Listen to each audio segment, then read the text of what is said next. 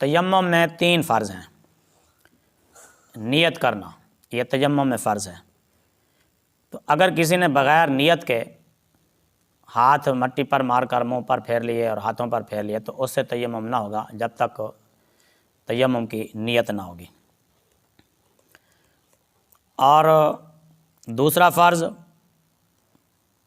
سارے منہ پر ہاتھ پھیرنا، اس طرح کہ کوئی بال برابر بھی جگہ نہ رہے۔ اگر بال برابر جگہ رہ گئی، ہاتھ نہ پھرا تو اس سے تیمم نہ ہوگا۔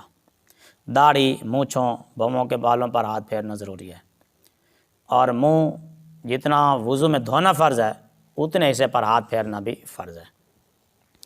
بھووں کے نیچے آنکھوں کے اوپر جو جگہ ہے یہاں پر بھی ہاتھ پھیرنا چاہیے ورنہ تیمم نہ ہوگا، اور ناک کے نیچے والی جگہ بھی ہاتھ پھیرنا ضروری ہے۔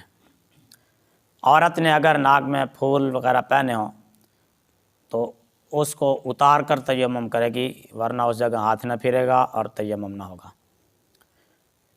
ہونٹ کا جو حصہ عادتاً منہ بند کرنے سے نظر آتا ہے اس پر بھی ہاتھ پھیرنا ضروری ہے۔ مونچھوں کے بال اگر اتنے بڑھ گئے کہ ہونٹ چھپ گئے تو بالوں کو ہٹا کر ہونٹوں پر ہاتھ پھیرنا ضروری ہے ورنہ تیمم نہ ہوگا۔ دوسرا فرض دونوں ہاتھوں کا کونیوں سمیت مسح کرنا، اس میں بھی یہ خیال رہے کہ کوئی بال برابر بھی جگہ ایسی نہ رہے جہاں ہاتھ نہ پھرے۔ اگر بال برابر بھی کوئی جگہ رہ گئی تو تیمم نہ ہوگا۔